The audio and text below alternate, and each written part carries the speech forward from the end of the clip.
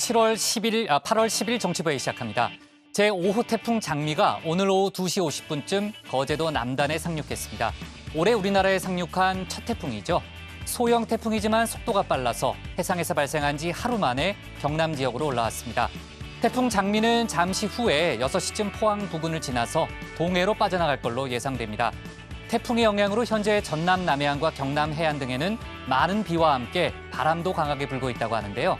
잠시 후 현장을 연결해서 자세한 상황 알아보겠습니다. 고석승 반장이 이번 주에 휴가를 떠났어요. 보도국 정종문 기자가 한 주간 함께하게 됐습니다. 네, 조금 전에 제가 7월 10일이라고 했어요. 네, 날짜 좀 헷갈렸습니다. 네.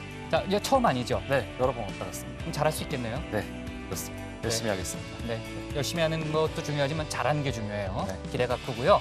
자, 그나저나 지금 전국적으로 호우 피해가 상당한데 네. 정치권에서는 벌써 4차 추경 얘기가 나오고 있다고요? 네, 그렇습니다. 여당의 민주당 지도부가 네. 오늘 4차 추경 얘기를 처음으로 공개 언급을 했습니다. 공개 언급했어요? 예, 그렇습니다. 현재 예비 비가 한 2조 원 정도 있는데 이걸로는 수혜 규모가 너무 커서 도저히 감당을 할 수 없겠다 이렇게 판단을 한 것 같습니다. 네. 올해 당정 협의를 통해서 이 문제를 논의하기 시작할 것 같습니다. 지금 야당 쪽에서도 4차 추경 얘기가 나오고 있죠. 네, 그래서 그렇습니다. 이제 정치권에서 전반적으로 아마 네. 이제 4차 추경 얘기가 좀 논의가 될 것 같은데 참 그나저나 오늘 MB 시절 추진됐던 4대강 관련 논란이 정치권에서 갑자기 좀 달아올랐는데 문재인 대통령도 조금 전에 관련 언급을 한 게 있다고요. 네, 그렇습니다. 문 대통령은 오늘 수석 보좌관 회의에서요. 4대강 도가 홍수 조절에 얼마나 기여하는지 실증 분석할 기회다 이렇게 말씀하셨고 그리고 그러면서 그렇게 말을 했고요. 네.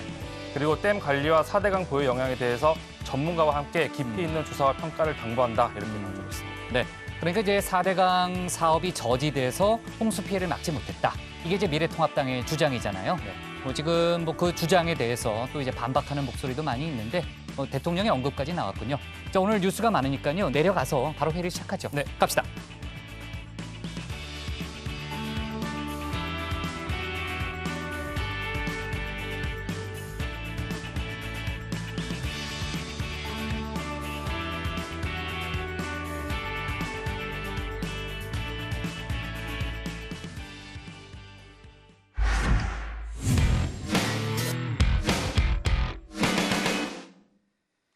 네, 저 태풍 호우 피해 관련한 발제를 듣기 전에요. 조금 전에 막 들어온 속보 하나를 간단히 얘기를 하고 가겠습니다. 바로 조금 전에 청와대 수석 비서관급 인사안이 발표가 됐고요.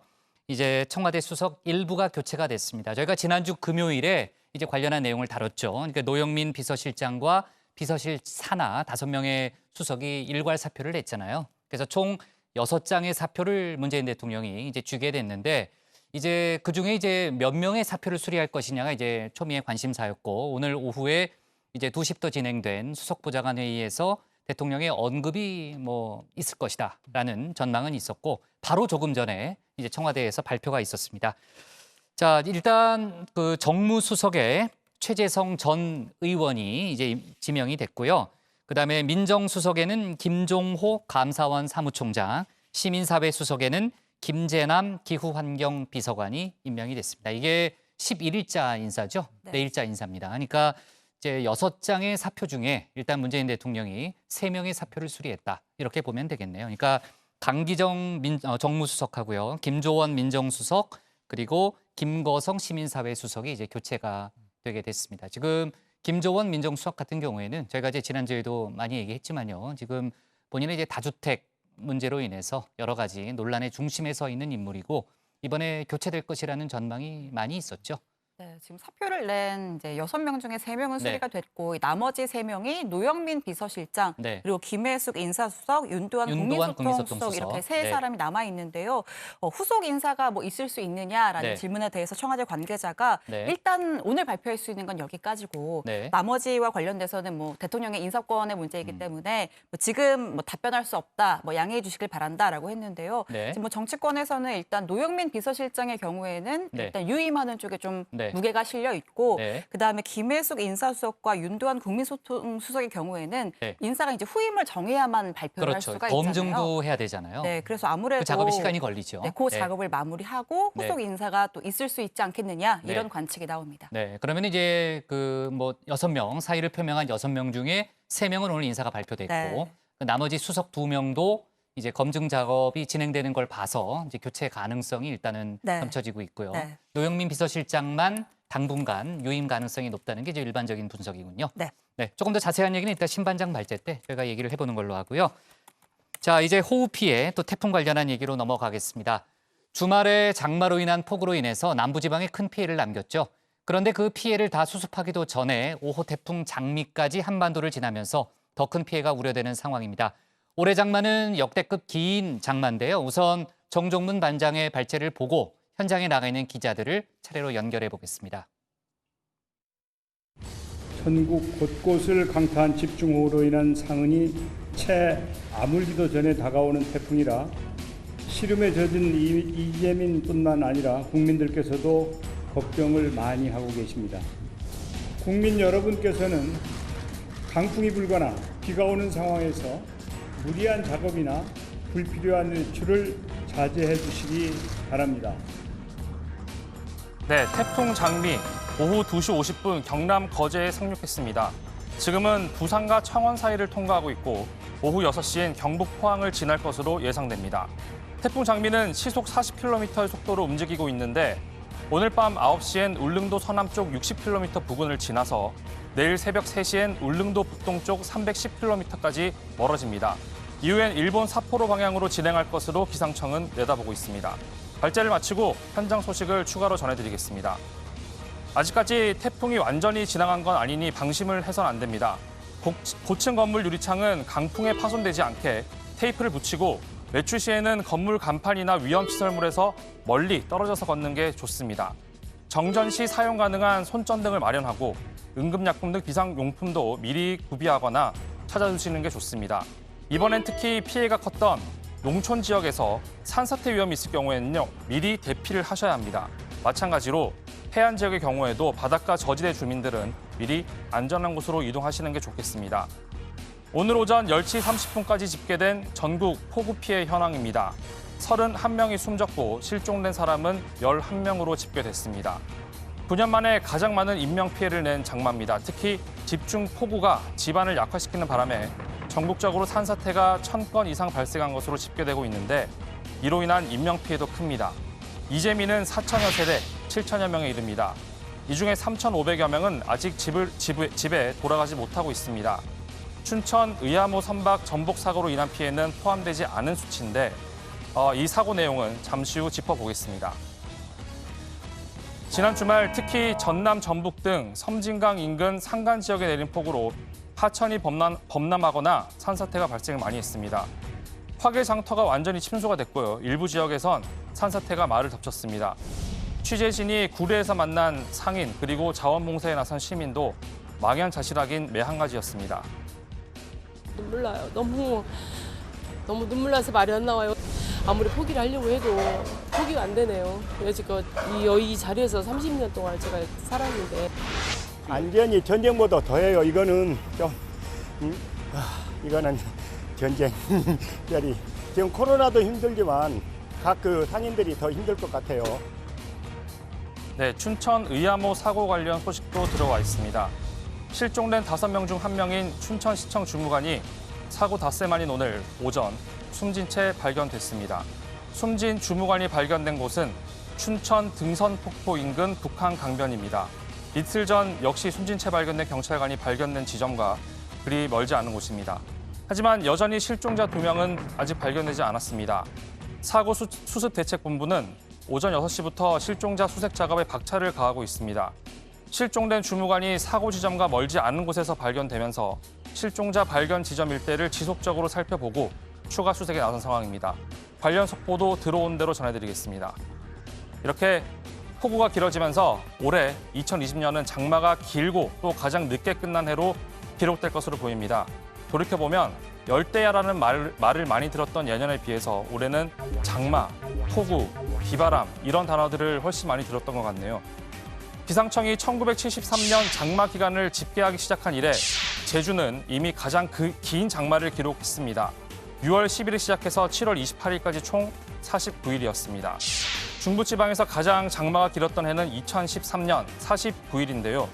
올해는 47일째 이어지고 있습니다. 문제는 아직 장마가 끝나지 않았다는 거죠.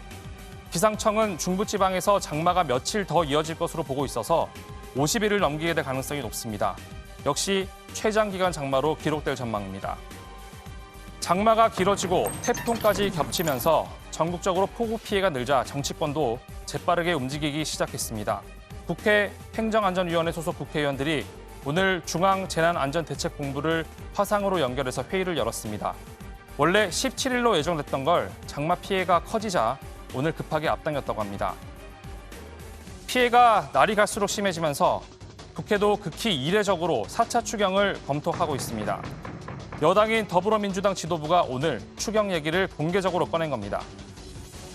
피해 복구를 위해서 당정이 할 수 있는 예비비 지출이라든가 추경 편성이라든가 필요한 제반 사항에 관해서 긴급하게 고위 당정 협의를 갖도록 하겠습니다. 지난 주말 큰 수해를 당한 광주, 전남, 경남 지역 등에 대해서도 신속한 피해 조사를 통해 특별 재난 지역 추가 지정을 요청합니다. 상황이 심각하기 때문에 야당도 추경을 고려할 수 있다는 입장입니다. 미래통합당, 국민의당 그리고 정의당까지 재해 복구에 필요하다면 빨리 추경 논의를 시작하자는 입장을 오늘 분명히 했습니다. 지금 그동안에 돈을 너무 많이 써가지고서 예산이 별로 남은 게 없다고 생각하는데 이번에 수해 규모가 너무 크기 때문에 그걸 다 충당을 하려고 할 것 같으면 추경을 하지 않을 수 없으라고 생각을 해요. 국민의당은 순수한 재해 복구와 국민 피해 지원을 위한 추경이라면 적극 협조할 것을 약속드립니다. 오는 12일 추경과 관련해서 긴급 고위 당정청 회의가 열릴 예정입니다. 이 자리에서 정부 측과도 추경의 뜻을 모으면 8월 임시국회에서 추경을 논의해서 통과시킬 가능성도 있습니다. 만약 이번에 4차 추경이 통과가 된다면 그건 지난 1961년 이후 59년 만입니다. 오늘 발전은 이렇게 정리를 하겠습니다. 올해 가장 긴 장마 될 듯. 정치권 4차 추경 검토. 네, 앞서 얘기했지만은 제5호 태풍 장미가 오늘 오후 2시 50분쯤 거제도 남단에 상륙했습니다. 우리나라에 올해 상륙한 첫 번째 태풍인데 들어와요. 지금 들리는 얘기로는 저희가 이제 우려했던 것보다는 피해가 크지 않다 뭐 이런 얘기는 있습니다만 이제 완전히 빠져나가기 전까지는 안심할 수는 없는 거죠. 자, 오후 6시쯤에 포항 부근으로 지금 이제 태풍 장미가 빠져나갈 것으로 일단 예측이 됐는데 지금 상당 부분 소멸됐다 뭐 이런 얘기도 있고요. 저희가 관련한 얘기는 이따 속보가 들어오는 대로요. 조금 더 짚어보는 걸로 하고 지금 태풍 동선 인근에 있는 지금 현장에 나가 있는 취재 기자들을 연결해서 상황을 차례도 좀 짚어보겠습니다. 먼저 이제 큰 비 피해를 입은 전남 지역은 지금 초비상이 걸려 있던 상태였죠. 수해 복구에 손을 쓸 틈도 없이 지금 태풍이 나타나서 이제 그랬던 건데 약 3시간 전쯤 태풍이 지나간 전남 여수 항구에 나가 있는 취재 기자부터 연결해서 피해 상황을 들어보겠습니다. 지금 공다솜 기자가 연결돼 있는데요. 자, 태풍이 그곳을 지난 지 3시간이 조금 넘은 것 같은데 현재 그쪽 상황이 어떻습니까?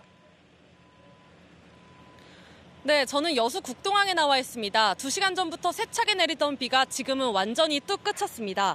짙게 깔린 구름과 안개도 점차 걷히면서 맑게 개나들이 모습을 보이는데요. 비가 그치자 일부 관광객들이 항구 가까이 나와 구경을 하는 모습도 보입니다. 아직까지 여수 국동항 등 주요 피항구에는 2층 척의 선박들이 피항해 있습니다. 주민들은 닻을 내리고 밧줄로 배와 배를 묶는 듯 아침부터 태풍 대비를 단단히 마쳤습니다. 조금 전 제가 여수시청 재난 담당자와 통화한 결과 예상보다 비와 바람이 약해서 여수시에 접수된 비 피해는 아직까지는 없다고 합니다. 태풍 피해가 크지 않다니 천만다행인데요. 아직까지 태풍주의보는 내려져 있는 상태입니까? 네, 시속 50km의 속도로 북상한 태풍 장미는 2시간 전쯤인 오후 3시쯤 거제도 남단에 상륙했습니다. 이후로부터는 육로로 이동 중인데요. 오후 2시쯤 태풍이 바다상으로 지나간 이곳 여수는 현재는 태풍의 영향권을 대부분 벗어난 것으로 보입니다. 하지만 태풍이 완전히 소멸하기 전까지는 긴장을 늦출 수 없습니다. 현재 여수를 비롯한 남해 전해상에는 태풍주의보가 내려져 있습니다. 그런데 공 기자, 지금 큰 수해를 입은 전남 지역에 또 비 소식이 있다고요? 네, 태풍 장미의 영향으로 내일까지 전남 지역에는 100에서 200mm의 비가 내릴 것으로 보입니다. 지리산 부근의 경우 최대 300mm의 강수가 예보돼 있습니다. 또 해안 지역에는 최대 70mm의 폭우와 함께 초속 25m의 강한 바람도 불 것으로 보여 각별한 주의가 필요합니다. 여수시 등 전남 각 지자체는 비상근무에 들어가는 등 대비에 나섰고 이번 비가 그치는 모레부터 본격적으로 수해 복구 작업을 재개할 수 있을 것으로 보입니다. 지금까지 여수 국동항에서 JTBC 공다솜입니다. 주말 사이 비 피해가 컸던 이제 여수 지역을 연결해 봤고요. 다음은 부산 쪽으로 한번 가보겠습니다. 해상을 따라 이동하던 5호 태풍 장미가요. 현재 이제 부산 창원 인근 내륙 지방을 이제 관통하고 있는 것으로 일단 전해졌는데 부산에 나가 있는 취재 기자를 연결하겠습니다. 박지영 기자, 지금 이제 바람 소리가 들리는데요. 바람이 많이 부는 것 같은데 부산이 태풍 영향권에 지금 들어가 있는 상태입니까? 네, 저는 지금 부산 영도에 나와 있습니다. 비는 거의 내리지 않지만 바람이 굉장히 세차게 불고 있습니다. 해안가라 그런지 서 있기도 어려울 정도로 바람이 부는데요. 지금 제 뒤로 보이시는 바다에서도 파도가 크게 이는 모습을 보실 수 있을 것 같습니다. 기상청은 오늘 부산 앞바다에서 2에서 4m의 높은 파도가 일 것으로 예보했습니다. 또 태풍이 지나가더라도 오늘 자정까지는 30에서 60mm의 많은 비가 올 것으로 알려왔습니다. 박 기자, 지금 현재 태풍은 어디를 지나고 있습니까? 그리고 부산 피해 상황은 어떤가요? 네, 당초 기상청은 오후 4시쯤 태풍이 부산 지역을 지날 걸로 예보했는데요. 예상보다 부산에 일찍 도착해서 지금은 태풍의 영향력이 조금씩 잦아들고 있는 모습입니다. 오후 3시 30분까지만 해도 비가 세차게 내렸는데 지금은 소강 상태입니다. 일단 절정의 위험은 지나갔다 이렇게 말할 수 있을 것 같습니다. 하지만 기상청은 오늘 부산이 오후 6시까지 태풍의 영향권 안에 있는 만큼 강풍 등을 주의해야 한다고 알려왔습니다. 태풍 장미는요, 오늘 오후 6시쯤 울산 북쪽 60km 부근에서 소멸할 걸로 보입니다. 저희 취재진이 확인한 결과 오늘 부산 지역에서 태풍으로 인한 큰 피해는 아직까지 접수되지 않은 것 같습니다. 네, 부산 쪽에 계신 분들이 많이 긴장했을 텐데 그래도 피해가 크지 않다니 참 다행인데요. 조금 전에 이제 박 기자도 잠깐 얘기했지만은 아직 안심하기에는 이른 거죠? 네, 아직 안심하긴 이릅니다. 아직 부산 도로 17곳도 통제 중입니다. 해운대와 광안리 등 해수욕장 7곳도 여전히 들어갈 수 없습니다. 선박 650여 척도 부두에 묶여 있습니다. 부산은 지난달에도 폭우가 많이 내려서요. 지반이 많이 약해진 상태인데요. 조금만 비가 와도 땅이 꺼지거나 저지대가 침수되는 등의 위험이 있을 수 있습니다. 인근 지역 주민들의 각별한 주의가 당부되는 상황입니다. 지금까지 부산 영도에서 JTBC 박지영이었습니다. 자, 이번에는 포항으로 한번 가보겠습니다. 기상청 예측으로는 태풍 경로상 마지막 지점이죠. 자, 생각보다 태풍이 좀 빨리 이동하고 있는 것으로 보이는데 포항 쪽 상황이 어떤지 알아보도록 하겠습니다. 하예빈 기자. 네, 지금 이제 태풍이 거의 도착했는지 모르겠는데 현장에서 큰 바람이 느껴지는 상태입니까? 네, 저는 지금 포항시 북구 영일대 해수욕장에 나와 있습니다. 이곳 포항에선 오후 3시 반부터 비가 오기 시작해서 굉장히 많은 비가 세차게 내렸다가 지금은 잠시 잦아들어서 거의 내리지 않고 있는 상황입니다. 다만 바람이 조금 불어서 가끔 떨어지는 빗방울이 옆으로 날리고 있습니다. 앞서 태풍이 오후 3시쯤 거제도에 상륙한 다음에 통영과 창원을 지나서 포항에 점점 가까워지고 있기는 한데요. 포항시청은 강한 바람과 비 피해가 예상된다면서 관내 해수욕장에서 물에 들어가는 것을 통제하고 있습니다. 지금도 관광객은 거의 보이지 않고 해변가에 파라솔도 모두 접혀 있습니다. 앞으로 태풍이 진행되면서 파도가 더 높아질 수도 있으니 안전을 위해서 되도록 바다에 들어가는 건 삼가셔야 하겠습니다. 네, 태풍이 지금 조금 빨리 이동하고 있긴 합니다만 어쨌든 예보상으로는 오후 6시쯤에 포항을 지난다고 지금 돼 있는데요. 그 6시 이후에는 완전히 빠져나가는 건가요? 네, 그렇습니다. 일단 기상청은 오늘 저녁 6시쯤 태풍이 포항을 지나 동해안으로 빠져나갈 걸로 전망을 했는데요. 비 피해는 오늘 오후 3시부터 밤 9시까지 가장 심할 걸로 보입니다. 하지만 아직까지 포항에서 크게 접수된 피해는 없는 것으로 확인이 됐습니다. 바람은 경북 동해안에서 시간당 35에서 60km, 순간풍속은 시간당 90km, 초속 25m 이상으로 매우 강하게 부는 곳도 있을 걸로 보입니다. 태풍의 영향력이 그 이후로는 잦아들기는 하겠지만 밤 9시 이후부터 내일 새벽까지 비는 계속해서 조금씩 내릴 걸로 보입니다. 네, 비 피해 상황도 하나 좀 물어볼까 하는데요. 이제 태풍은 만약에 이제 지나가더라도 내일까지 경북 지역에 비가 계속 온다는 예보가 있던데요. 그쪽 상황이 어떻습니까?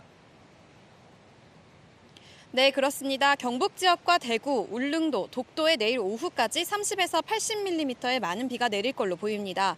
기상청은 최근 장마로 지반이 많이 약해져 있는 데다가 태풍이 겹치면서 저지대와 농경지 침수, 축대 붕괴 등 피해가 없도록 각별히 유의하라고 당부했습니다. 또 포항시도 비닐하우스나 입간판, 천막을 단단히 묶는 등 태풍 피해에 대비하라고 권했습니다. 지금까지 포항 영일대해수욕장에서 JTBC 하혜미입니다. 네, 태풍 장미의 영향권 안에 들어있는 세 군데를 좀 연결해서요. 현재 상황 알아봤는데 아직 뭐 안심하기는 이르다라는 그런 기자들의 얘기는 있었습니다만 저희가 걱정했던 것만큼의 피해 상황은 아닌 것 같아요. 그죠? 네, 제주도도 그렇고 부산 쪽도 그렇고 일단은 큰 피해 없이 태풍이 좀 진로를 포항 쪽으로 가고는 있습니다만 현재까지 큰 피해가 접수되지 않았다는 게 아까 이제 현장에 있는 취재 기자들의 얘기였고요. 자, 또 안심할 수 없는 상황이니까 태풍이 완전히 빠져나갈 때까지는 저희가 들어오는 속보를 반영해 가면서 회의를 진행하도록 하겠습니다. 조반장, 조금 전에 이제 세 군데를 연결해 봤는데 연결한 이외의 지역 상황은 어때요? 네, 이번 태풍의 영향으로 전국적으로 지금 비가 내리고 있습니다. 특히 태풍이 지나는 경북 대부분 지역은 호우주의보가 내려져 있고요.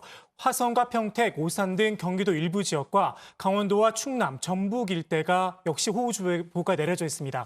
서울 역시 잠실 등 동남권과 노원 등 동북권역에 호우주의보가 내려져 있는 상태입니다. 네, 자 그리고 이제 조금 전에 역시 들어온 속보인데 태풍과 폭우가 계속되면서요. 문재인 대통령이 추가로 특별 재난 지역을 검토하라 이런 지시를 내렸다면서요. 네, 그렇습니다. 문재인 대통령이 오늘 정세균 국무총리와의 주례 회동에서 지난 금요일 특별 재난 지역으로 선포한 7개 지자체 이외에 피해가 심각한 다른 지역들도 추가 지정할 수 있도록 속도감 있게 조치하라라고 지시했습니다. 또 이 촘촘히 조사해서 누락 없는 복구 지원이 이루어질 수 있도록 하라고도 강조했습니다. 네, 그리고 또 집을 잃은 이재민들을 위해서는요, 이 공공연수원 시설을 개방하고 보호 텐트, 독립형 칸막이 등을 적극적으로 지원을 해서 이 사생활 보호 등 불편을 최소화하는 조치를 당부했습니다. 또 이번 폭우가 끝나면 대대적인 하천 정비 작업과 함께 이 상습적인 침수 지역의 하수관 용량을 확대하는 등 이 종합적인 재난 대책을 수립하라라고도 지시를 했습니다. 자, 코로나 관련 소식도 간단히 짚어보겠습니다. 정 반장, 네. 지금 코로나 확진자가요. 전 세계적으로 2천만 명을 넘었다고요? 네, 그렇습니다. 오늘 오전 10시를 기준으로요. 코로나19 전 세계 누적 확진자가 2천만 명을 넘어섰습니다. 미국에선 500만 명 이상이 확진 판정을 받았습니다. 전 세계적으로 확진자 1,000만 명을 넘어선 게 지난 6월 27일의 일입니다. 그런데 불과 한 달을 좀 넘었죠. 43일 만에 확진자 수가 2배까지 늘어난 겁니다. 미국 같은 경우에도 저희도 뭐 여러 번 짚어봤지만요. 신 반장, 여전히 확진자가 빠르게 늘고 있죠. 네, 그렇습니다. 이 미국에서 확진자가 빠르게 늘어나고 있는데 인도가 신규 확진자 수를 앞질렀습니다. 인도에선 9일 하루에만 6만 2천여 명이 넘게 확진됐고요. 미국에서도 4만 8천여 명이 확진됐습니다. 이어서 브라질도 여전히 하루 2만 명이 넘는 확진자가 발생하고 있고요. 이 남아프리카 공화국과 러시아에서도 하루에 5천 명이 넘는 빠른 확산세를 보이고 있습니다. 자, 국내 소식을 짚어보면요. 지금 교회 감염이 계속해서 좀 발생하고 있는 상황이고 서울 남대문 시장에서도 확진자가 나왔다는 속보도 있네요. 네, 그 교회와 연관이 있는 건데요. 이 네. 고양시 반석교회에 다니던 남대문 상인이 이 확진 판정을 받은 겁니다. 자, 이 상인으로부터 추가로 7명이 또 확진 판정을 받은 건데요. 그러니까 이 반석교회와 관련된 확진자가 계속 늘어나고 있는 겁니다. 정은경 질병관리본부장의 설명 들어보시죠. 경기 고양시에 있는 반석교회와 관련하여 전일 대비하여 7명이 접촉자 조사 중에 추가로 확진되어 현재까지는 총 31명이 확진되었습니다. 추가로 확인된 접촉자 중에 확진자는 남대문에 있는 케네디 상가에 있는 그 1층의 의류 상인 7명이 확인이 되었습니다. 경기 고양시 기쁨 153 교회와 관련하여 전일 대비 격리 중인 1명이 추가 확진되어 현재까지는 누적 확진자가 총 21명입니다. 네, 들으신 것처럼 경기도 고양에 있는 교회 이 두 곳에서 감염자가 계속 나오고 있고요. 또 교회에서 전파된 것으로 추정되는 서울 남대문 시장 집단 감염도 발생한 상황이라서 N차 감염으로 이어지지 않을지 방역 당국에 비상이 걸렸습니다. 자, 해외 유입 확진자도 어제 6명으로 한 자릿수를 기록했는데 오늘은 다시 또 11명으로 늘어났습니다. 네, 자 좋습니다. 오늘 기사 제목은요. 바로 정리를 할게요. 네, 가장 긴 장마의 큰 피해 정치권 4차 추경 검토로 제목을 잡겠습니다. 다음은 신혜원 반장의 발제를 들어보겠습니다.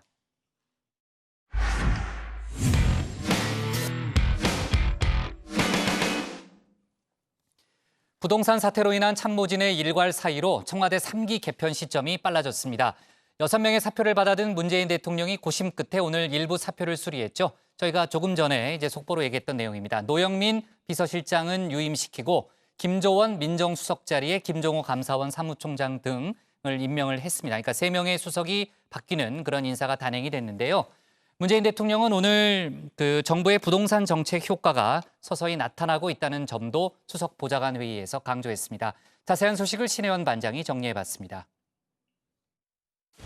노영민 대통령 비서실장과 비서실 소속 수석 비서관 5명 전원이 오늘 오전 문재인 대통령에게 일괄로 사의를 표명했습니다. 이상입니다.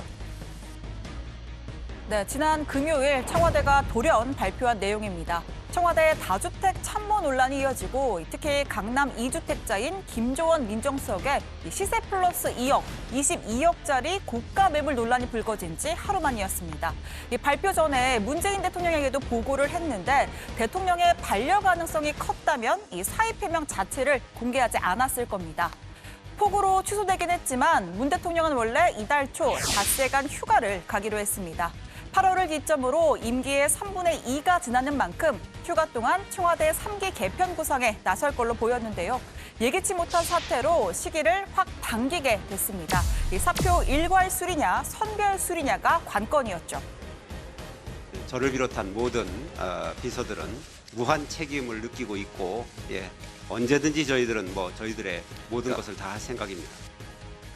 어제가 주말이긴 했지만 청와대는 폭우로 인한 재난 비상체제에 돌입한 상황이었습니다.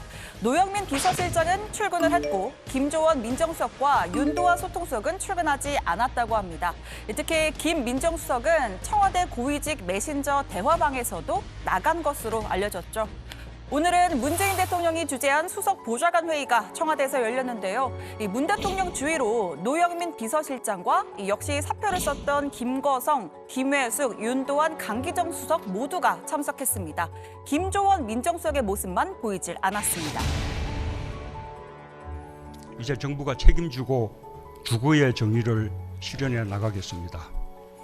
실수요자는 확실히 보호하고 투기는 반드시 건절시키겠다는 것이 확고부동한 원칙입니다. 과열 현상을 빚던 주택시장이 안정화되고 집값 상승세가 진정되는 양상을 보기 시작했습니다. 앞으로 대책의 효과가 본격화되면 이런 추세가 더욱 가속화되리라 기대합니다. 누구의 사표가 수리될진 어느 정도 윤곽이 보였죠. 그간 후임자 검증이 일부 진행된 정무, 민정수석 등을 먼저 교체하고 비서실의 상징이라고 할 수 있는 노영민 실장은 조금 더 시간을 둘 거란 관측이 있었습니다. 자, 다정의 회의 시작 조금 전에 발표가 나왔습니다. 총 6명 중 3명의 사표를 수리해서 김조원 민정수석 자리에 김종호 감사원 사무총장을, 강기정 정무수석 자리엔 최재성 전 민주당 의원을, 김거성 시민사회수석 자리엔 김재남 기후환경 비서관을 내정했습니다. 내일 임명할 예정입니다. 자, 노영민 실장도 반포 아닌 청주 또 똘똘한 한 채 논란으로 대통령에게 부담을 줬다는 지적을 피할 수는 없습니다. 결국 둘 다 팔았습니다. 반포 아파트는 7월 24일 매매 계약을 체결했고 현재 잔금 지급만 남은 상황이라는 게 청와대의 설명입니다. 매각 취소 가능성을 거론한 언론 보도에 대해서는 기본적인 팩트 확인조차 거치지 않은 무리하면서도 악의적이라고 할 수밖에 없는 보도라고 반박했습니다. 자, 이렇게 참모진들의 일괄 사표, 대통령의 국정운영 보좌를 잘 못했다는 정치적 책임의 의미가 큽니다. 다만 현실적으로 전원 교체하는 건 어려움이 있기에 선별 수리로 끝난 경우가 이번처럼 많았습니다. 노무현 정부에서는 이 대통령 재신임을 물었을 때와 이기준 전 교육부 총리 인사 파문 때 일괄 사표 카드가 나왔었고요. 문재인 대통령도 2005년 당시 시민사회 수석으로 사표를 냈던 참모진 6명 중 한 사람이었습니다. 중요한 결정은 내가 했다.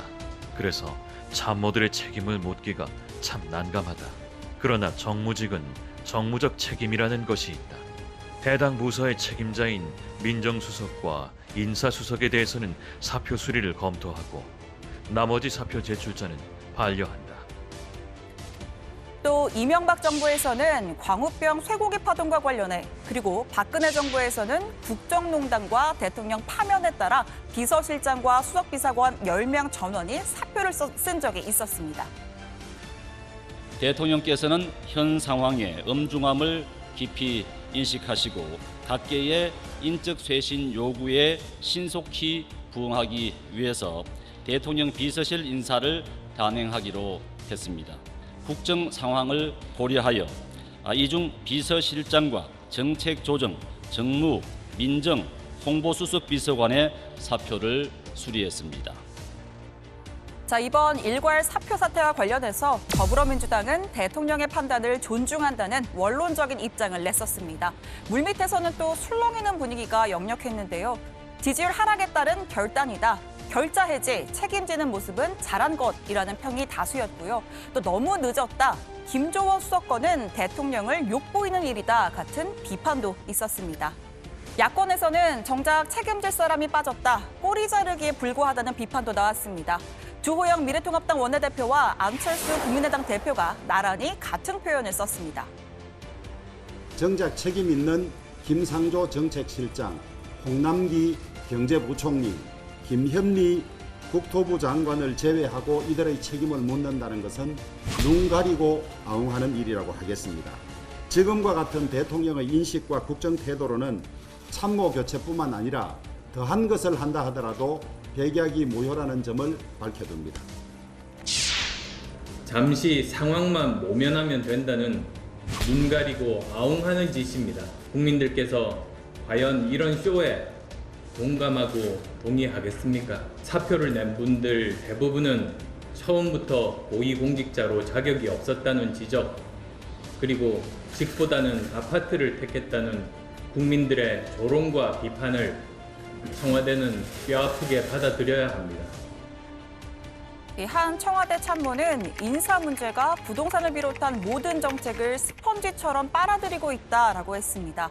아마 오늘 바로 일부 인사를 단행한 것도 이런 영향이 적지 않을 겁니다. 문 대통령은 8.15 광복절 경축사를 통해 집권 후반기 국정운영 기조를 제시할 예정인데요. 이 메시지가 인사 논란에 묻혀선 안 된다는 판단으로 풀이됩니다. 오늘 청와대 발자 이렇게 정리하겠습니다. 문 대통령 참모진 사표 일부 수리, 정무, 민정, 시민사회수석 교체입니다. 네, 자 청와대 인사 발표가 저희 이제 정치부에 시작하기 직전에 이제 발표가 됐죠. 이제 4시 45분에 청와대에서 이제 발표가 있었습니다. 자 청와대 인사 얘기를 하기 전에요. 일단 그 조금 전에 막 들어온 태풍 관련 속보를 하나 얘기하면요. 앞서 저희가 이제 태풍 장미의 그 좀 진로를 얘기하면서 오후 2시 몇 분에 상륙했죠? 2시 50분에 이제 거제도 남단에 상륙했다가 6시쯤에 원래 이제 포항 인근으로 빠져나갈 것이다 이렇게 기상청에서 예보를 했는데 그 오후 5시쯤에 울산 부근에서 소멸이 됐다는 그런 속보가 들어왔습니다. 아까 저희가 이제 부산도 연결해보고 포항도 연결해봤잖아요. 근데 비가 좀 내리다가 조금 잔잔해진 그런 소강 상태 분위기였는데 일단 태풍이 소멸됐다고 하니까 앞으로 이제 큰 피해는 지금 없을 것으로 일단 예측은 됩니다. 이번 소형 태풍이긴 하지만 상당히 속도가 빠르고 또 이제 강풍을 동반하기 때문에 피해가 클 수도 있다라는 우려가 있었는데 어쨌든 올해 첫 태풍 장미에 대한 큰 피해는 현재로서는 없을 것으로 일단 점쳐지긴 하네요. 네, 다행입니다. 그렇죠? 네. 자, 청와대 인사 얘기를 하기 전에요. 이게 이제 아까 저희가 속보 상황을 반영을 하느라고 전체적으로 다 제대로 나갔는데 아까 자막 하나가 잘못 나왔어요. 이제 그 누구죠? 누가 잘못 나갔더라? 김조원 민정수석이 이제 교체 대상자인데 네. 이제 민정이라고 아까 잘못 나간 게 하나 있으니까 수정하겠습니다. 그건 이제 네. 수정해 놓으면 되고요. 자, 이제 본격적으로 얘기를 해보겠습니다. 이제 오늘 정치부회의 시작하기 직전에 이제 인사안이 발표가 됐죠. 지난주 금요일에 사의를 표한 이제 6명의 이제 비서실장과 수석 중에서 이제 3명의 사표가 수리가 됐고 최 반장 후임까지 바로 발표가 됐네요. 네, 앞서 국장에다 정리해 주셨는데 노영민 비서실장과 비서실 소속의 5명, 수석 비서관 등 6명이 최근에 이 부동산 대책 혼란 등 상황에 대한 종합적인 책임을 지고 일괄 사의를 표명했었는데 사흘 만에 후속 인사를 한 겁니다. 자, 문재인 대통령은 정무수석에는 민주당 최재성 전 의원을 그리고 민정수석에는 김종호 감사원 사무총장을 그리고 시민사회수석에는 김재남 청와대 기후환경 비서관을 내정을 했습니다. 사표를 낸 6명 가운데 강기정 정무수석, 그리고 김조원 민정수석, 김거성 시민사회수석이 교체가 된 겁니다. 네, 나머지 이 3명이죠. 노영민 비서실장은 일단 유임된 것으로 보입니다. 김혜숙 인사수석, 윤도한 국민소통수석은 일단 오늘은 발표가 안 됐는데요. 후임자 검증이 아직 안 돼서일 수도 있고 유임일 수도 있는데 청와대의 추가 발표를 좀 기다려봐야 합니다. 청와대 관계자는 오늘 말할 수 있는 건 오늘 발표된 인사에 한해서다. 후임 인사는 대통령의 인사권에 관한 사항이라서 이 자리에서 말씀드릴 사항이 아닌 것을 양해해 주길 바란다라고 설명했습니다. 그러면은 내일자로 바로 임명이 되잖아요. 교체된 3사람은 각각 어떤 인물이에요, 조 반장? 네, 오늘 발표는 그 강민석 청와대 대변인이 직접 했는데요. 강 대변인은 최재성 신임 정무수석에 대해서 시민운동을 하다 정계 입문해서 여당 대변인, 사무총장 등을 두루 거친 4선원 출신이다 이렇게 설명을 하면서 정무적 역량뿐 아니라 추진력과 기획력이 남다르다. 야당과의 활발한 소통을 바탕으로 국정과제의 원활한 추진을 지원하고 협치 보건 및 국민 통합에 기여할 것이다 이렇게 설명을 했습니다. 의원 시절 그러니까 문 대통령이 새정치연합 대표 때 사무총장을 맡았었는데요. 그렇죠. 문 대통령의 호위무사 역할을 했다 이런 평가를 받게 됐습니다. 그런 얘기가 좀 있었죠. 네. 네, 그리고 김종호 신임 민정수석에 대해서는요. 감사원 요직을 두루 거친 전문가일 뿐만 아니라 문재인 정부 초대 공직기강 비서관으로 재직하면서 인사검증의 기틀을 마련했다 이렇게 평가를 했습니다. 그러면서 문재인 정부 국정 철학에 대한 이해도가 높다 강조했습니다. 정의당 의원 출신이기도 하죠. 김재남 신임 시민사회 수석에 대해서는요. 오랜 시민사회 활동을 바탕으로 사회의 다양한 갈등을 선제적으로 조정하고 해결할 것이다라고 설명을 했습니다. 네, 지금 문재인 정부 들어서 민정수석실의 탈검찰화가 좀 두드러지는 기조가 그렇죠. 있는데 그 기조가 좀 이번에도 이어졌다라고 보여집니다. 김종호 신임 그 민정수석 같은 경우에는 감사원 지금 사무총장 출신이라고 하는데 2017년 문재인 정부가 출범할 때 첫 번째 공직기관 비서관으로 임명이 됐었습니다. 근데 공직기관 비서관이 민정수석실 산하에 있는 거잖아요. 그리고 나서 감사원 사무총장으로 옮겼다가 이번에 다시 민정수석으로 오게 된 겁니다. 또 최근에 이 최재형 감사원장 관련 논란이 조금 있었는데 지금 김종호 신임 수석이 최 감사원장 밑에서 사무총장직을 맡고 있다가 이번에 옮긴 것이기도 합니다. 네, 김조원 이번에 교체된 민정수석도 공직기강 비서관 출신이죠. 예전에. 자, 그렇고요. 지금 오늘 수석 보좌관 회의가 오후에 있었잖아요. 근데 김조원 민정수석이 참석을 안 했다면서요? 사실 오늘 후속 인사가 좀 갑작스럽게 단행이 되긴 했지만 근데 내일자면은 오늘은 역할을 해야 되는 그런데 상황인데요. 오후에 있었던 이제 수석보좌관 회의 풍경만 놓고 봤을 때 김조원 수석은 바뀌겠구나라는 게 좀 포착이 됐습니다. 맞아요. 왜냐하면 나머지 사의를 표명한 6명의 수석들 가운데 김조원 수석만 참석을 하지 않았던 거였거든요. 그렇죠. 이제 회의 시작 10분 전까지만 해도 이제 강기정 정무수석이나 김혜숙 인사수석, 윤도한 수석, 김거성 시민사회수석이 줄줄이 다 참석을 했었는데 마지막으로 또 회의 시작 직전 노영민 비서실장까지 모습을 드러냈습니다. 하지만 전해드린 것처럼 이 김조원 수석은 끝내 자리에 나타나지 않았고요. 폭우 비상체제로 돌아간 이 지난 주말에도 김 수석은 출근을 하지 않았었습니다. 그리고 뿐만 아니라 청와대 고위직 메신저 대화방에서도 나간 걸로 알려졌는데 그러다 보니까 당연히 좀 바뀌는 것 아니었느냐는 관측이 나왔었죠. 신 반장, 오늘 수석 보좌관 회의에서요. 문재인 대통령의 인사 관련 언급이 있었습니까? 모두 발언에서 직접적인 언급은 없었습니다. 이 대통령 발언 중에 겸손하게 자세를 가다듬고 부족한 부분은 되돌아보면서 무한 책임의 자세로 임하겠다라는 대목이 있긴 했었는데 이건 인사 관련한 언급이 아니라 이 폭우 대처에 관한 이야기였고요. 이 대신해서 부동산 정책 관련한 발언들이 꽤 있었습니다. 주택 문제가 당면한 최고의 민생 과제가 되었다. 정부 여당이 전례 없는 수준의 대책을 마련했고 그 효과도 나타나고 있다고 강조했습니다. 들어보시죠. 종합대책의 효과가 서서히 나타나고 있습니다. 과열 현상을 빚던 주택시장이 안정화되고 집값 상승세가 진정되는 양상을 보이기 시작했습니다. 앞으로 대책의 효과가 본격화되면 이런 추세가 더욱 가속화되리라 기대합니다. 네, 문 대통령은 또 주택을 시장에만 맡겨두지 않고 이 세제를 강화하며 정부가 적극적으로 개입하는 것은 전 세계의 일반적인 현상이라고 강조했습니다. 또 앞으로 이 중저가 1주택 보유자에 대해 추가 세금 경감 대책도 검토하겠다고 밝혔고요. 특히 실효성 있는 정책 이행을 위해서 부동산 시장 감독기구 설치도 검토하겠다고 했습니다. 시세 차익을 노린 다주택자와 법인의 주택 보유 부담을 높이고 단기 투자 이익에 대한 과세 강화로 투기 수요를 억제하는 조치입니다. 부동산 투기의 시대를 끝내겠다는 강력한 의지입니다. 네, 지난주 금요일에 저희가 이제 짚어봤지만요. 노영민 비서실장과 5명의 수석이 사의를 표명한 이후에 정치권에서도 뭐 아주 뜨거운 그런 공방이 벌어졌는데 간단히 요약하면 이제 여당에서는 결자 해지, 그러니까 정치적 책임을 졌다는 긍정적 평가가 많았고요. 야당은 눈 가리고 아웅이었다 이런 얘기를 하고 또 책임질 사람이 따로 있는 거 아니냐 이런 평가를 하는 쪽도 많이 있었죠. 네, 뭐 앞서 민주당은 뭐 대통령의 판단은 존중을 한다. 이 국정 운영에 공백이 없도록 부동산 안정과 호우 피해 수습에 집중하겠다라는 짧은 논평을 내놨고요. 다만 물밑에서는 뭐 참모진의 결단이 좀 늦었다, 너무 늦었다라는 의견도 적지는 않았습니다. 자, 인터넷에서는요.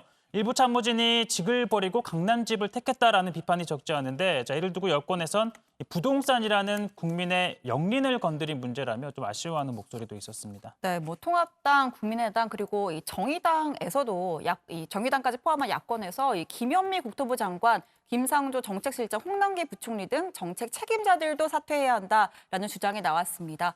김종철 정의당 대변인은 부동산 문제에 책임이 있는 정책 담당자들이 배제된 평가는 근본적인 한계가 있을 수밖에 없다.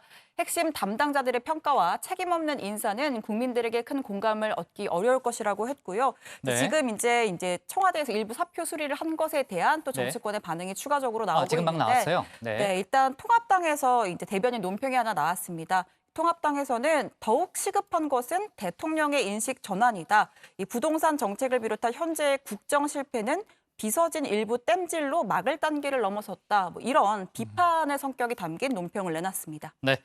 자, 아까도 조금 전에 이제 저희가 문재인 대통령의 수석부 장관의 발언을 들어봤지만요. 오늘 부동산 정책에 대해서 상당히 많은 시간을 할애해서 문 대통령이 얘기를 했잖아요.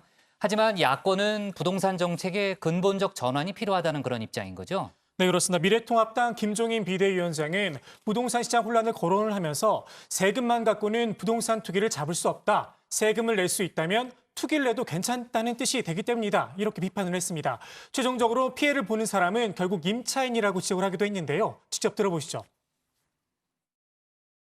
도대체 정부가 어떤 방향으로 앞으로 주택 정책을 갖다가 끌고 갈지에 대한 명확한 설명을 하지를 않고 있기 때문에 혼돈을 많이 겪고 있는 것 같습니다. 참 이상한 발언까지 듣게 됐는데 어느 한 의원께서 세금만 잘 내면은 된다 이렇게 얘기를 했습니다. 이 말은 무슨 말이냐면은 세금을 낼 수 있는 사람은 그러면 부동산 투기를 해도 괜찮다 하는 것을 갖다 뜻하기 때문에. 조금 전에 이제 김종인 비대위원장이 언급한 어느 한 의원이 이제 열린민주당 김진애 의원이잖아요. 그러니까 그 본회의에서 세금만 잘 내면 된다. 집값 올라도 상관없다라는 취지의 발언을 한 이후에 화제와 논란이 동시에 됐죠. 오늘 김 의원이 다주택자를 적대시해서는 안 된다. 이런 발언을 했죠. 네, 김 의원이 오늘 한 라디오 인터뷰에서요. 다주택 청와대 참모들에게 집을 팔라고 이야기한 건 노영민 비서실장의 개인 생각으로 조금 과했다, 찬성하지 않는다 이렇게 말을 했습니다. 그러면서 왜 그렇게 다주택자를 적대시하느냐, 여러 가지 사정 때문에 다주택자가 될 수도 있다 이렇게 또 강조를 하게 됐습니다. 근데 지금 정부는 실거주가 아닌 다주택은 투기 성격이 있다고 보고 정책을 펴는 거 아니에요? 네, 그렇습니다. 그런데 김 의원이 서울 강남구 논현동의 다주택 3채 그리고 인천 강화군의 단독주택 1채 등 총 4채의 집을 가진 다주택자라는 사실이 뒤늦게 알려지기도 했습니다. 사실 다주택자라는 사실보다 해명이 더 논란이 됐던 케이스고요. 김 의원은 자신의 페이스북에 20년 전 어쩌다 다주택자가 됐고 지금 종합부동산세 납부하고 있다라면서 노블레스 오블리주 정신도 잊지 않으려고 노력한다 이렇게 적었습니다. 이를 두고 일각에선 본인만 선의의 다주택자고 남들은 투기꾼이라는 뜻이냐 이런 비판이 이어지고 있습니다. 네. 자, 조금 전 발표된 어쨌든 3명의 수석이 교체된 청와대 인사 내용을 짚어봤는데요. 아까 신 반장에 따르면 이제 추가 인사가 있을 가능성도 있는 거니까요. 조금 더 체크해 보도록 하고요. 자, 오늘 기사 제목은 이렇게 정리하겠습니다. 문 대통령 사표 6장 놓고 고심, 노영민 잔류 가능성. 지금 이제 잔류가 발표가 일단 된 거죠. 가능성으로 제목을 잡도록 하겠습니다. 다음은 최종혁 반장의 발제를 들어보겠습니다.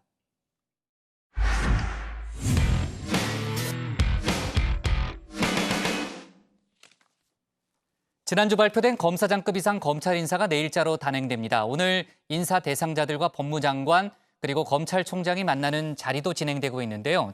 자, 조금 전에 이제 추미애 장관이 한 그런 발언 내용 막 들어왔습니다. 정치권에서는 이번 인사를 두고 거센 설전들을 주고받고 있습니다.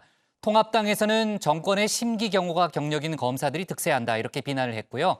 민주당은 그동안 비정상적이었던 인사 관행을 바꾼 거라고 반박했습니다. 오늘 최 반장 발제에서 검찰 인사 후폭풍을 자세히 짚어보겠습니다. 네, 이번 인사를 단행한 추미애 장관은 이 검사장 승진 원칙으로 4가지를 꼽았습니다. 자, 먼저 검찰개혁 의지를 펼칠 수 있고, 그리고 두 번째, 그동안 검찰 내 요직을 독식해온 특수공안 통해서 형사 그리고 공판부를 중용했다. 따라서 균형을 맞췄다라는 거고요. 세 번째, 출신 지역을 골고루 안배했다. 그리고 마지막으로 우수한 여성 검사에게도 승진 기회를 준 것이다라고 말입니다. 자, 그러면서 총평으로는 인사가 만사다. 그러니까 알맞은 인재를 알맞은 자리에 등용함으로써 모든 일이 잘 풀리게 됐다라고 했는데요. 그러면서 이제 누구누구 사단은 사라져야 한다라고도 했습니다. 하지만 통합당은 이 장관의 정신세계를 이해하기 어렵다라고 일종의 비꼬았는데요. 자, 주호영 원내대표 이렇게 말합니다. 우선밖에 나오지 않습니다. 산 권력을 수사한 검사들은 3차례나 걸쳐서 집요하게 한직으로 내보내거나 옷을 벗기고 정권 관련 비리 수사에서 정권의 입맛에 맞게 무리하게 부실 수사한 검사들은 모두 승진하고 출세시켰습니다. 이러한 무리를 알고도 인사가 만사고 잘된 인사라고 했다면 대변이고 정말로 본인이 그렇게 믿고 있다면 인지부조화라고 밖에 표현할 수가 없습니다. 자, 여야 의원들의 시각차도 뚜렷했는데요. 특히 이 법사위원들입니다. 통합당 전주의 의원은 누가 보더라도 추미애 사단, 추미애 키즈의 약진이라고 주장했습니다. 반면 민주당 김종민 의원은 관행을 바꾼 것이지 이 장관과 가까워 승진했다는 건 사실이 아니라고 반박했습니다. 자, 또 다른 법사위원들 이렇게 말합니다. 정권의 순시된 수사를 적극적으로 이행했다가 이번에 영전하거나 승진한 이런 검사장들은 지금 언론에서 추미애 사단이니 이성윤 사단이니 하면서 호칭이 되고 있습니다. 네. 그러면 이건 또 사단 아닌가요? 본인들이 없애야 된다는 또 사단이 만들어진 거 아닌가 싶은데요. 형사 전문 인증 변호사, 인증 검사, 또 유사 수신 수사에 공인 인증을 받은 검사, 또 부정의약품에 대한 공인 인증을 받은 검사 다 나름대로 다 특징이 있고 다 경력이 좋은 분들입니다. 각 분야에서 나름 성실하게 일해온 사람들을 약진시킨 거지. 그걸 가지고 무슨 추미애 무슨 사단이니 너무 참 그렇지 않습니까? 자, 그러니까 이번에 검사장으로 승진한 대거 간부들을 한번 보면요. 자, 이종근 신임 형사부장은 금융사기 다단계 분야의 1급 공인인증 검사입니다. 또 이철희 과학수사부장은 부정의약품 분야 2급 공인인증검사고요. 신성식 반부패 강력부장은 공정거래법 수사 전문가로 꼽힙니다. 그러니까 모두 각자의 분야에서 능력을 인정받은 검사라는 겁니다. 자, 한편 이번 인사에서 좌천성 인사에 반발해 곧바로 사표를 던진 문찬석 광주지검장, 사퇴의 글을 통해 추미애 장관을 겨냥했는데요. 이 전국시대의 조나라가 진나라에 크게 패한 건 옹졸하고 무능한 군주가 무능한 장수를 등용한 그릇된 용인술 때문이다라고 했습니다. 자, 해석이 되나요? 사실상 추 장관을 옹졸하고 무능한 군주, 또 이번 인사에서 요직을 차지한 검사장들을 무능한 장수에 빗댄 것으로 풀이가 됩니다. 자, 이를 두고 민주당 김용민 의원, 자신이 불이익을 받았기 때문에 이번 인사도 잘못됐다라고 주장하는 것처럼 보인다며 찌질하다라고 했습니다. 그러면서 유아처럼 자신의 불이익만 보지 말고 그동안 인정받지 못한 동료 검사들도 돌아봐야 한다라며 문찬석 씨가 이 검찰에서 나가주는 게 참으로 다행이다라고 꼬집기도 했습니다. 자, 반면 통합당 김웅 의원은요. 여의도 저승사자라고 했던 검사 문찬석은 가고 정권의 앞잡이, 정권의 심기경호가 유일한 경력인 애완용 검사들이 득세하는 세상이 됐다라며 이번 인사를 강하게 비난했는데요. 자, 그러자 민주당 김남국 의원, 오랜 세월 공직자로 헌신해 어렵게 승진한 검사들에게 결코 해서는 안 되는 막말을 했다라고 비판했습니다. 자, 윤석열 총장의 측근들이 승진하지 못하면 잘못된 거냐? 자, 김웅 의원을 향해 윤석열 대변인이냐라며 공세를 펼쳤는데요. 자, 참고로 이 김남국 의원은 앞서 법사위에서 이 추미애 장관을 옹호하는 과정에서 이 같은 얘기를 들은 바도 있습니다. 지금 장관이 그 자리에 앉아서 소설을 쓰고 있네. 우리 소설가입니까 국회의원들이? 질문 같은 질문을 하세요. 국정에 대해서 내가 질문을 지금- 하시면서 동부지검장을 차관으로 인사 발령한 것이 여기서 질문하는 게 뭔데? 특별하지 않은 질문이지 않습니까? 김 의원님은 뭐 하는 분이에요? 여기서? 법무부 직원입니까? 법무부 직원 아닙니다. 장관 비서실장이에요? 국회의원입니다. 추미애 장관 비서실장입니까? 맞춰서 질문을 해야죠.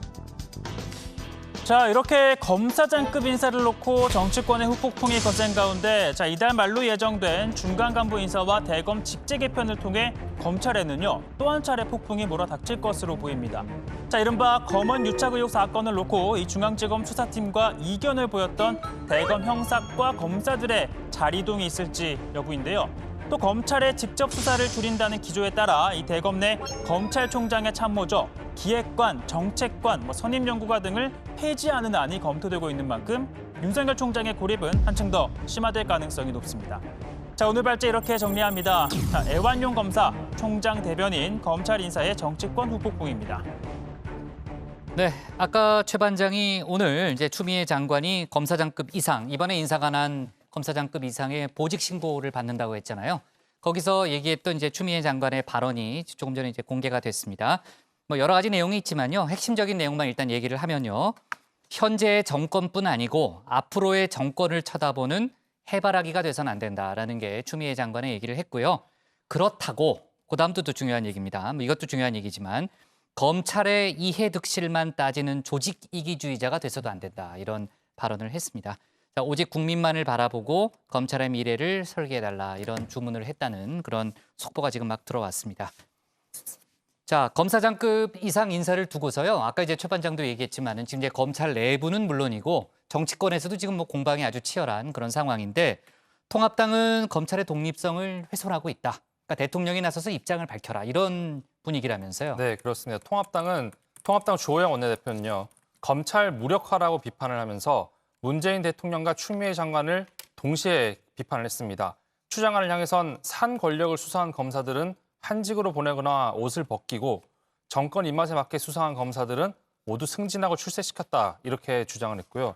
또 최종적으로 검찰 인사권은 대통령에게 있다면서 문 대통령을 향해선 내란죄 처벌감에 해당한다고 주장하기도 했습니다.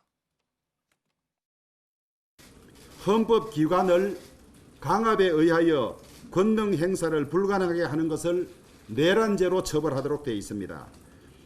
헌법기관인 검찰을 사실상 무력화하여 상권력에 대해서는 꼼짝도 못하게 하고 반대파에 대해서는 없는 제도 만들어서 검찰이 있는 것보다도 더 못하게 한 이것은 무슨 죄로 처벌해야 되는지 묻습니다. 네, 통합당 법사위원인 유상범 의원은 윤 총장 등이 국정농단 사건 특검팀에서 활동했고 또 현 정권 출범 후 2년 동안 지난 정권의 적폐 수사를 주도적으로 해 여권의 극찬을 받았는데 살아있는 권력에 대한 수사를 하다가 비난의 대상이 됐다며 토사구팽이다 이렇게 주장을 했습니다. 민주당은 당 지도부 차원에서는 별다른 입장을 내놓지는 않았는데요. 법사위원들을 중심으로 지금 이제 정 반장이 얘기했던 그런 주장을 적극적으로 반박하고 있죠. 네, 그렇습니다. 민주당 김종민 의원은 그동안 특수나 공안, 기획이 아니면 사실상 고위직 승진이 어려웠던 게 기존 검찰 인사의 관행이었다며 이번 인사는 이를 개혁한 것이라고 강조를 했습니다. 소위 검찰 내 요직인 빅4가 호남 출신으로 채워졌다는 지적에 대해선 중요한 건 검사장 전체에서 지역 균형이 이루어졌느냐 여부라면서 빅4라는 건 정치적 상황에 따라 달라지는 것이다 이렇게 주장을 했습니다. 박범계 의원도 추 장관의 이번 인사를 옹호하면서 그동안의 검찰 조직 문화를 비판했습니다. 아무리 그 윤석열 사단을 해체시켜가지고 지방으로 좌천시킨다든지 하더라도 윤석열 검찰총장이 모든 검사장들, 고검장들 다 모여 하면 다 일사불란하게 모입니다. 그런 측면에서 사단의 해체냐 아니냐가 중요한 것이 아니라 제가 오늘 드리고자 하는 핵심적인 말은 검찰의 조직 문화가 어떤 인사를 하더라도 근본적으로 아직은 바뀌고 있지 않다라는 얘기.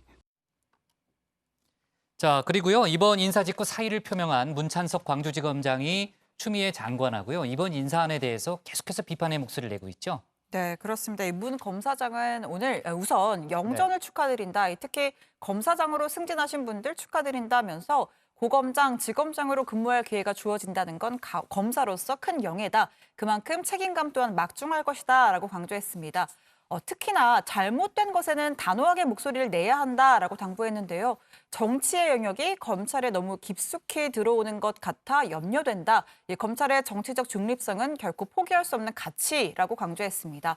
그러면서 이 자신을 향한 비난을 의식한 듯 검찰총장은 사람에 충성하지 않는다고 했지만 저 역시 누구 똘마니 소리 들어가며 살아온 사람이 아니다 이렇게 반박하기도 했습니다. 그리고요, 통합당 김웅 의원이 지난 이번 검찰 인사에 대해서요, 애완용 검사들이 득세했다 이렇게 발언한 이후에 여야 의원들 간의 공방이 또 이어지고 있는 상황이죠. 네, 말씀하신 것처럼 이 김웅 의원이 애완용 검사라고 한 것을 두고 이 민주당 김남국 의원이 이 윤 총장의 측근들이 승진하지 못하면 잘못된 거고 이 검찰이 애완용 검사가 득세하는 세상이 되는 것인가라고 반문을 했습니다. 자, 그러자 통합당 권영세 의원이요, 이 김남국 의원의 발언이 담긴 기사를 공유하면서 애완용 의원이 반박을 했네요라고 또 김남국 의원을 저격을 한 겁니다. 자, 그러자 김남국 의원이 이 미래통합당 의원들이 자신에게 반말을 하고 또 막말을 하는 건 은연중에 선수나 나이로 정치를 한다는 인식이 있는 것 같다며 이 권영세 의원을 향해 사과를 할 것을 요구하기도 했습니다.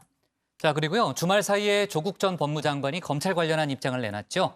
윤석열 총장이 이끄는 검찰이 대통령의 탄핵을 위해서 울산시장 선거 개입 의혹 사건 수사를 했다. 이게 이제 조국 전 장관의 주장인 거죠? 예, 그렇습니다. 조 전 장관은 자신이 법무장관 후보자로 지명된 지 1년째가 되는 어제 소셜미디어에 글을 올리고 취임 35일 만에 장관에서 사퇴했던 과정을 되돌아보면서 청와대 하명 수사, 선거 개입 의혹 사건을 언급했는데요. 작년 하반기 초입 검찰 수뇌부가 올해 총선에서 여당의 패배를 예상하면서 검찰 조직이 나아갈 총 노선을 재설정했던 것으로 안다며 문재인 대통령 이름을 35번 적어놓은 울산 사건 공소장이 그 산물이라고, 그리고 여당의 총선 패배 후 대통령 탄핵을 위한 밑자락을 깐 것이다 이렇게 주장을 했습니다. 그러니까 공소장에 문재인 대통령 이름이 35번 등장한다는 게 이제 조국 전 장관의 이제 지적인데요. 그게 탄핵의 밑그림이라는 그런 논리인가요, 조 반장? 네, 조 전 장관의 문 대통령의 연루 사실이 조금이라도 나온다면 탄핵을 추진하겠다는 당시 심재철 자유한국당 원내대표의 발언이 담긴 언론 보도와 울산 사건 공소장을 근거로 문재인 대통령 탄핵이 가능하다는 기획 인터뷰를 소셜미디어에 공유를 했습니다. 그러니까 공소장에 대통령 이름이 언급되고 이를 근거로 정치권에서 탄핵을 추진하는 시나리오가 진행된 거 아니었느냐, 이런 주장으로 풀이가 됩니다. 근데 울산시장 선거 개입 의혹 관련한 공소장이 그동안 공개가 됐었나요? 네, 맞습니다. 추미애 장관 취임 이후에 공소장을 공개하지 않기로 결정을 하면서 국회에 요청해도 검찰은 전문은 공개하지 않고 요약한 내용만 제출했었는데요. 조 전 장관의 언급이 사실이라면 공소장에 대통령의 이름이 35회 등장한다는 사실은 처음 알려진 겁니다. 통합당 하태경 의원은 조 전 장관이 윤석열 검찰을 비판하려다 언급결에 청기 누설을 했다면서 문재인 대통령이 울산시장 선거 개입했다는 것을 기정사실로 만들어버렸다, 이렇게 주장을 했습니다. 특히 대통령이 개입을 하지 않았다면 걱정할 것이 없지만 조국이 걱정할 정도였다면 대통령의 개입혹은 커진다, 이렇게 주장하기도 했습니다. 네, 진중권 전 동양대 교수도 조 전 장관의 발언에 대해서 유언비어다, 뚱딴지 같은 소리다라고 하면서 이 조국은 완전히 실성했다라고 아주 강하게 비난을 했습니다. 또 최근 한상혁 방송통신위원장과 관련해 이른바 이 권언유착 의혹을 제기한 권경혜 변호사는 조국까지 음모론에 불을 지피고 있다. 한동훈 검사장이든 윤석열 총장이든 언론을 이용해 현 정권에 타격을 주는 조작수사를 감행해 4월 총선에 영향을 미치려 했다는 증거는 단 하나도 없다라고 주장했습니다. 자, 반면에 이 민주당 김남국 의원은 조 전 장관의 주장에 대해서 윤석열 총장이 분명 총선에 개입하려고 했던 것 같다라면서 의혹을 제기했습니다. 자, 오늘 미래통합당이 한상혁 방통위원장을 고발했다고요, 신 반장? 네, 그 주장을 처음에 이제 권경혜 방금 말했던 권경혜 변호사가 이런 주장을 했었잖아요.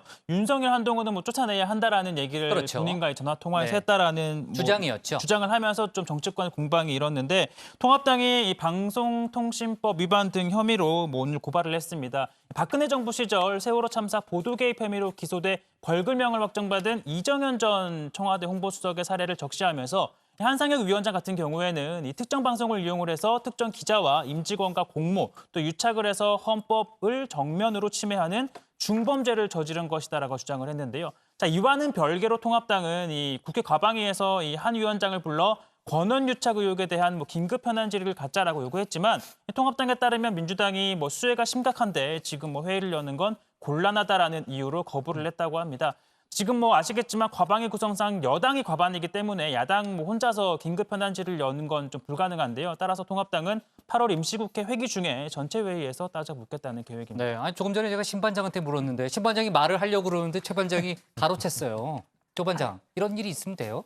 방송 욕심이 좀 지나친 것 같습니다. 네, 좀 과한 거. 방송은 또 뭐예요? 회의인데. 네, 자 좋습니다. 끝으로 다음 달 퇴임하는 권순일 대법관의 후임이 정해졌다고요, 최 반장? 또 저한테 최 반장, 이건 최 반장. 최 반장. 자, 김명수 대법원장이요. 이흥구 부산고법 부장판사를 문재인 대통령에게 임명 제청을 했습니다. 자, 김 대법원장은 국민의 기본권 보장, 사회적 약자와 소수자 보호에 대한 확고한 신념 등 이 대법관으로서 갖춰야 할 기본적인 자질을 갖췄다라고 평가를 했습니다.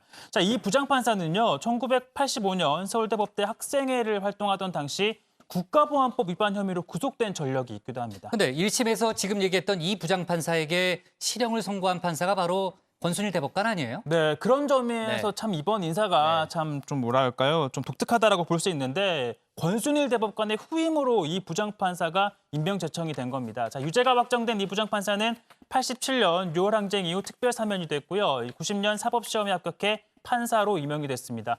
자, 문 대통령이 김 대법관의 임명 제청을 받아들여서 임명 동의안을 국회에 제출을 하고 인사청문회와 본회의 인준표결을 거친 뒤에 새 대법관으로 임명하는 절차를 거치게 됩니다.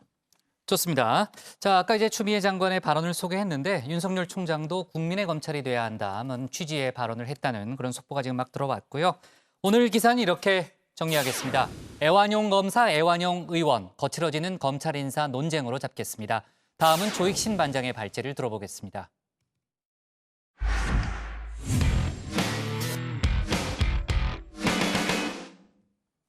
앞서 살펴봤지만 전국이 집중호우로 며칠째 물난리를 겪고 있죠.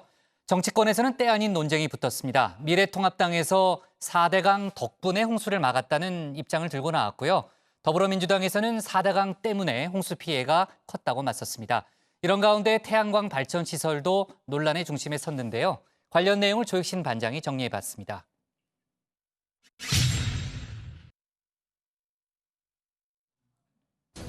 50일 가까이 이어진 지리한 장마, 곳곳에 집중호우까지 쏟아지며 여기저기 말 그대로 물난리입니다.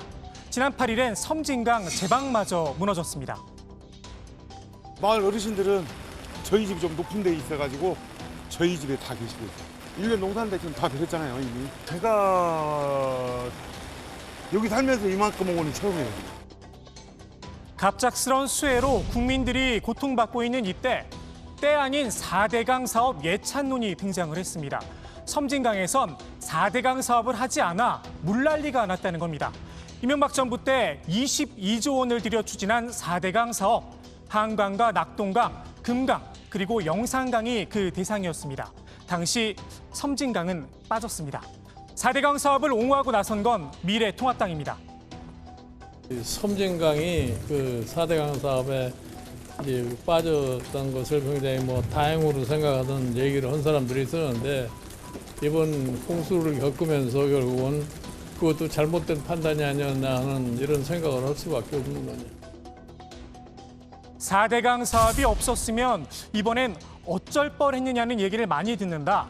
4대강 정비를 안 했다면 얼마나 더 처참했을까 생각만 해도 끔찍하다 목소리를 높였습니다. 4대강에 이어 지천 정비도 신경 썼어야 했는데 오히려 볼을 때려 부수고 있다며 정부를 겨냥했습니다.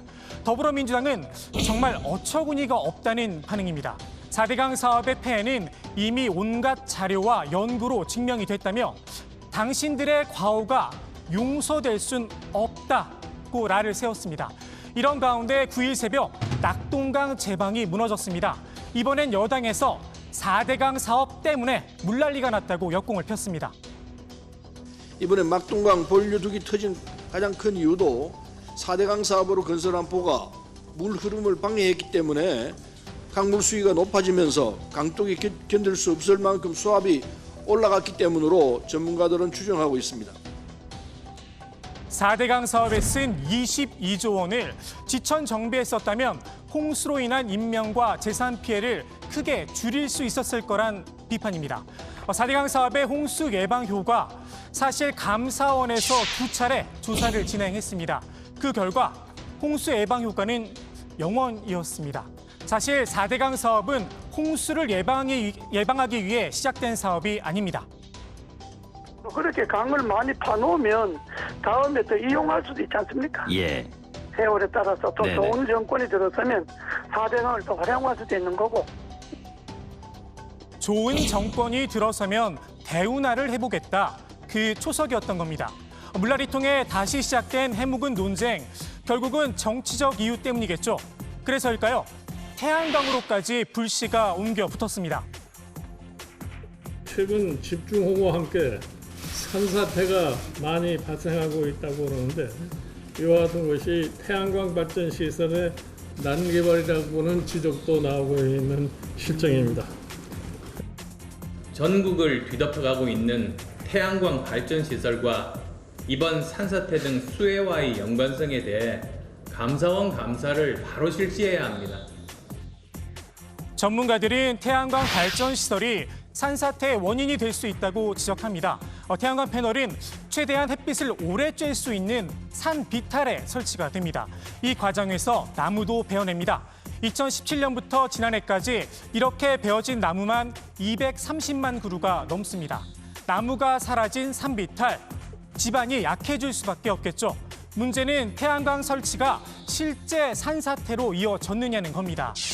파란색 그래프가 태양광 시설 면적, 빨간색 그래프가 산사태 발생 면적입니다. 그리고 녹색 그래프가 연간 강수량인데요. 2018년을 좀 보시면 태양광 시설과 강수량은 크게 늘었지만 산사태는 되려 40% 정도 감소를 했습니다. 산림청 관계자는 올해 발생한 전체 산사태 1000여 건 가운데 태양광 사업 시설지 피해는 현재까지 12건뿐이라고 밝혔습니다. 지금까지 산사태가 발생하지 않았다고 해서 앞으로도 안전하다는 이야기는 물론 아닙니다. 전문가들은 태양광 시설이 난개발로 지어진 부분이 있는 만큼 전반적인 사면 안정성 검토가 필요하다고 지적을 합니다. 유비무한, 미리 대비해서 나쁠 건 없을 듯 싶습니다.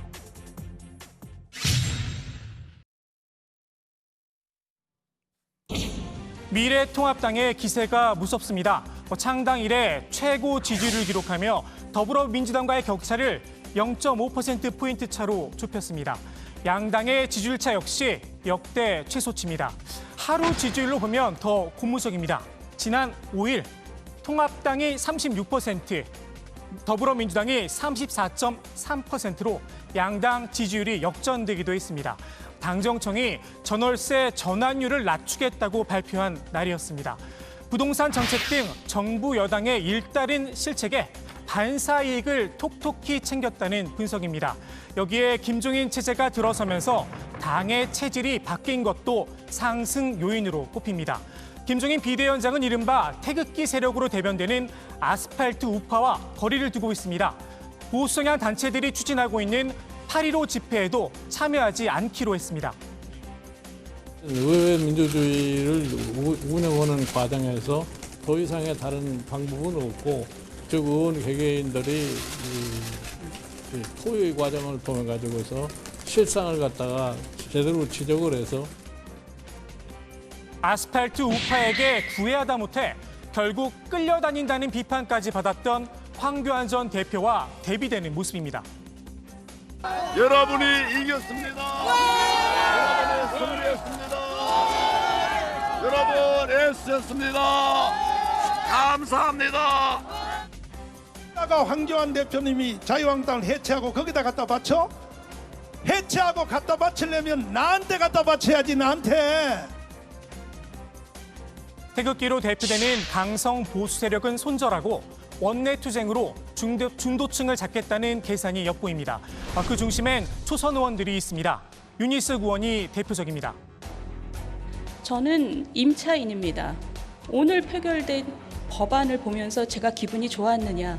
저에게 든 생각은 4년 있다가 꼼짝없이 월세로 들어가게 되는구나 하는 생각이었습니다. 통합당 내에선 전 초선의 유니식화란 이야기까지 나오고 있습니다. 초선들도 적극적입니다. 박수영 의원은 정책의총을 제안했습니다. 18개 상임위 간사들을 중심으로 선제적 정책을 내놓고 의총을 열어 토의하자는 겁니다. 사실 통합당은 초선들이 마음껏 목소리를 내는 당이 아니었습니다. 지난 4월 당선인 총회 모습인데요. 당시 이 장면이 화제가 됐었죠. 제가 아마 남자 막내인 것 같습니다. 제가 한번 올리겠습니다. 선수와 나이를 중시하는 이른바 꼰대 문화가 강하다는 평가가 많았습니다. 이런 문화를 바꾼 건 김종인 비대위원장의 용병술 덕이란 분석입니다. 비대위원을 비롯해서 당내 핵심 자리에 과감하게 초선 의원들을 기용해 힘을 실어줬습니다. 달리는 말에 책찍질한다는 말이 있습니다. 김종인 비대위원장은 여름 휴가를 보류하고 정강정책 개정과 당면 작업에 몰두하고 있다고 합니다. 주호영 원내대표는 수혜를 비롯한 각종 원내 현안을 챙기기 위해서 휴가 계획 자체를 잡지 않았다고 합니다. 정책과 대안으로 국민의 지지를 호소하는 것, 통합당이 기본으로 돌아가는 듯합니다. 오늘 국회 발제 이렇게 정리합니다. 4대강의 태양광까지 물난리 속 아전인수. 자, 4대강 사업의 홍수 예방 효과 관련해서요. 문재인 대통령이 오늘 수석보좌관회의에서 언급을 했죠. 신반장. 네, 문 대통령은 이번 집중호우 피해와 관련해서 원인과 책임을 규명하는 데 소홀함이 없어야 한다며 4대강보를 언급했습니다. 문 대통령은 댐의 관리와 4대강보의 영향에 대해서도 전문가들과 함께 깊이 있는 조사와 평가를 당부한다면서 4대강보가 홍수 조절에 어느 정도 기여하는지를 실증적으로 분석할 수 있는 기회이기도 하다라고 말했습니다. 최 반장, 어제 낙동강에 있는 제방이 붕괴됐잖아요. 붕괴 원인이 4대강 사업 때문이라는 지적이 오늘 나왔죠. 네, 대한하천학회 그리고 경남 환경단체 한 환경단체에서 낙동강 제방 붕괴에 대한 입장을 밝혔는데요. 집중호우에 이 합천 창룡보를 중심으로 이 상하류 구간 수위차가 30cm가량 발생을 하면서 수압이 증가를 해서 제방이 붕괴됐다라는 분석을 내놓은 겁니다. 자, 이번에 붕괴된 제방은 합천 창룡보 상류 250m 지점인데 합천 창룡보로 인한 수압 상승의 영향을 받을 수 있는 구간이라는 겁니다. 수위차가 발생하면 흙 구조물인 제방과 콘크리트 구조물인 배수시설이 결합하는 부분에 물이 쉽게 스며들고 시간이 지나면 구멍이 생겨 결국 붕괴하게 된다라는 설명입니다. 문재인 대통령의 지시가 있었으니까요. 정부에서 관련 조사를 진행할 걸로 보입니다. 관련 속보가 나오면요. 저희가 다시 한번 얘기를 해보고요. 근데 4대강 보호 관련해서요. 아직 처리 방안이 최종 확정된 건 아니죠, 정 반장? 예, 그렇습니다. 문재인 대통령은 지난 2017년 5월 4대강 사업 논란을 해소하기 위해서 보처리 방안 마련 등 4대강 자연성 회복 사업 추진을 지시했습니다. 모두 16개 보 가운데 6개 보의 수문을 우선 개방하도록 했는데요. 이후 4대강 조사평가단이 환경성과 경제성을 고려해서 금강, 영산강 보 처리 방안을 제시를 했습니다. 지난해 2월 금강의 세종보는 완전 해체를 그리고 공주보는 부분 해체로 각각 결론을 내렸습니다. 또 영산강의 죽산보를 철거하고 승촌보를 상시 개방하기로 했습니다. 최종 결정은 대통령 직속 국가물관리위원회가 맡았는데요. 지난해 9월부터 현재까지는 금강과 영산강 보처리 방안 결정을 위해서 현재 계속 논의를 하고 있습니다. 조 반장, 지금 한강과 낙동강은 아직 처리 방안이 안 나온 거예요? 네, 그렇습니다. 처리 방안을 마련을 하려면 보를 개방해서 수질이나 생태계 변화, 안정성 등을 검토해야 하는데요. 한강과 낙동강은 지역 주민들의 반대로 보호 개방에 어려움을 겪으면서 필요한 데이터를 아직 확보하지 못한 상태입니다. 환경부는 보호 개방에 필요한 실측 데이터를 보완하기 위해서 보호평가를 위한 수질 예측 분석 연구를 추진하고 있는데요. 국가물관리위원회에서 금강과 연산강보 처리 방안이 결정이 되면 이를 반영해서 한강과 낙동강보 평가 방법도 확정할 방침입니다. 네, 정말 4대강 문제가요. 갑자기 논란의 중심에 섰네요. 앞으로 속보가 많이 나올 걸로 보입니다. 자, 오늘 기사 제목은요. 이렇게 정리할게요. 4대강의 태양강까지 물난리 속 아전인수로 제목을 잡겠습니다.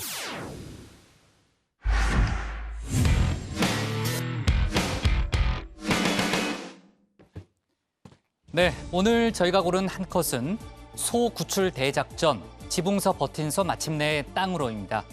오늘 오전 구례에서는요, 소 구출 작전이 펼쳐졌습니다. 지난 주말 섬진강이 범람하면서 구례와 하동 일대가 침수됐죠. 소들도 물에 떠다니다 지붕 위로 피신한 건데요. 물이 빠지면서 내려오지 못하자 이렇게 기중기를 투입해서 구조한 겁니다. 어제까지만 해도 지붕 위에 고립된 소가 4마리였는데 무게를 이기지 못하고 지붕이 꺼지면서 한 마리씩 바닥으로 떨어졌고 마지막 남은 한 마리가 이렇게 오늘 구조가 됐습니다. 소가 헤엄쳐서 지붕 위로 올라갈 정도라니 마을이 어느 정도로 잠겼는지 바로 가늠이 됩니다. 앞서 정반장 발대 때도 짚어봤지만은 오늘로 48일째 유례 없이 긴 장마에 전국에서 인명재산 피해가 상당한데요. 다행히 태풍 장미가 조금 전 울산 부근에서 소멸됐다는 속보가 들어와 있긴 합니다. 그래도 여전히 비구름대는 밤까지 남아있다고 하니까 추가 피해 없도록 유의해야겠습니다. 오늘 정치부에는 여기까지입니다. 저희는 내일 오후 5시에 다시 찾아뵙겠습니다. 네, 고생 많았습니다. 왜? 말만 있어요? 태풍이 빨리 소멸돼서 다행이네요. 다행인데 또 뭐 계속해서 비가 오니까요. 피해가 있죠.